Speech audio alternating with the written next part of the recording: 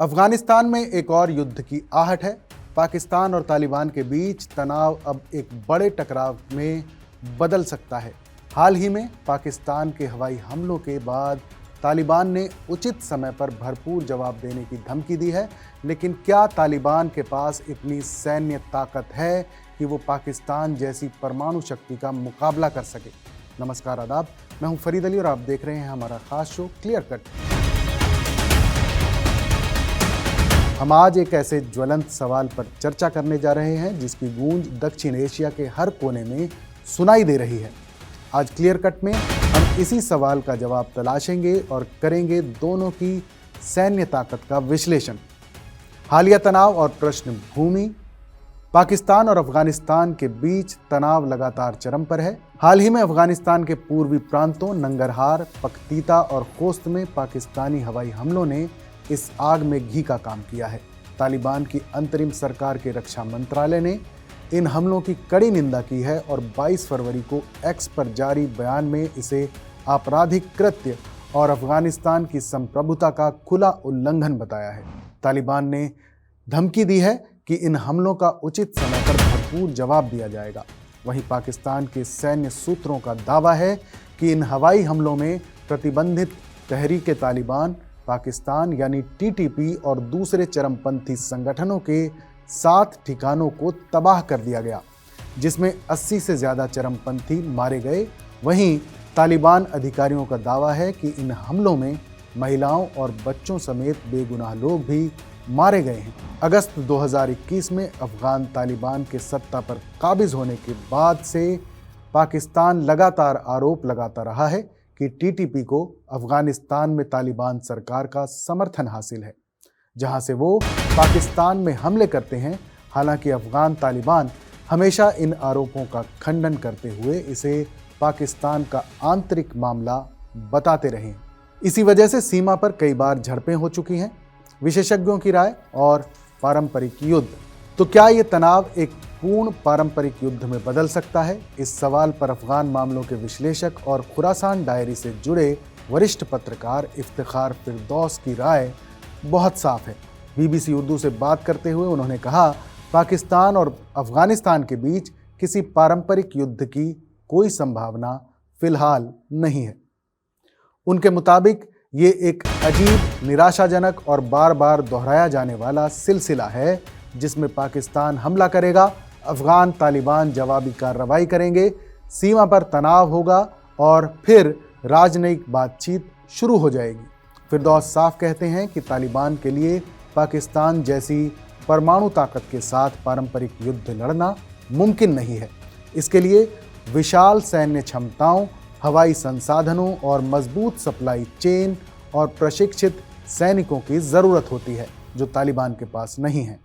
अफगानिस्तान की खराब आर्थिक स्थिति और मौजूदा सैन्य संसाधनों को देखते हुए ये कहा जा सकता है कि तालिबान की संभावित जवाबी कार्रवाई बस खलल डालने वाली गतिविधियों से ज़्यादा कुछ नहीं होगी।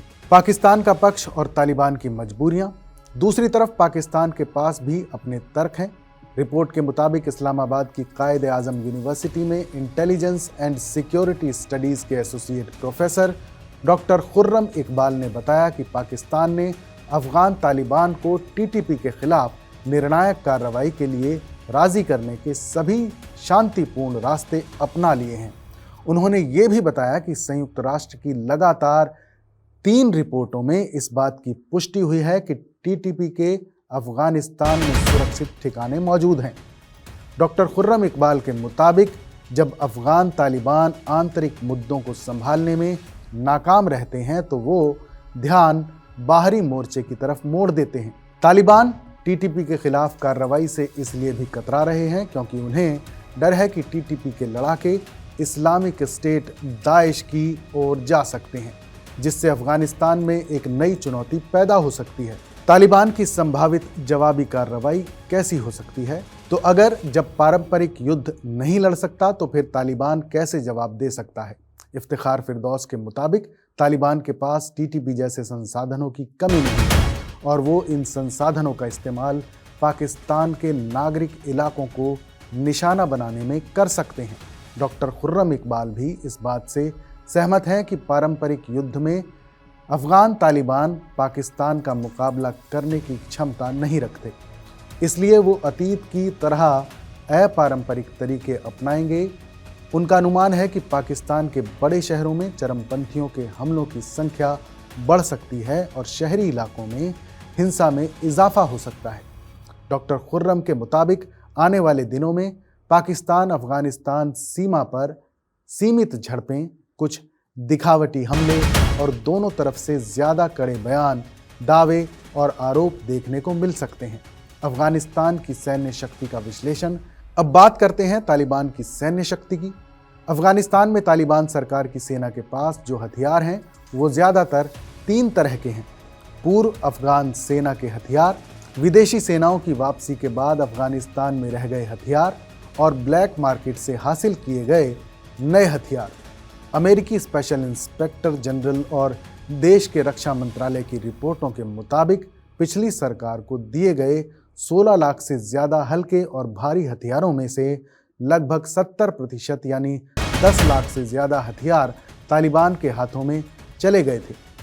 इनमें कलाशनिकोव यानी AK-47 जैसी राइफलें, अमेरिकी M16, M4, M29 light machine gun, पीका M2, M240 जैसी हैवी मशीन गनें, ग्रेनेड लॉन्चर, RPG-7 और 84 जैसे रॉकेट लॉन्चर और एंटी टैंक मिसाइलें शामिल हैं। इसके अलावा तालिबान के पास 122 mm की होवित्ज़र बंदूकें, D30, 155 मिलीमीटर के होवित्ज़र मोर्टार और रूसी हथियार जैसे ZT-23-2 भी हैं। 2024 में एक मिलिट्री परेड के दौरान तालिबान ने स्कड मिसाइल यानी R-17 और एल्ब्रोस R-300 भी प्रदर्शित की थी। पाकिस्तान की सैन्य ताकत से तुलना। लेकिन वहीं अगर हम पाकिस्तान की सैन्य शक्ति पर नज़र डालें तो तस्वीर बिल्कुल उलट नज़र आती है।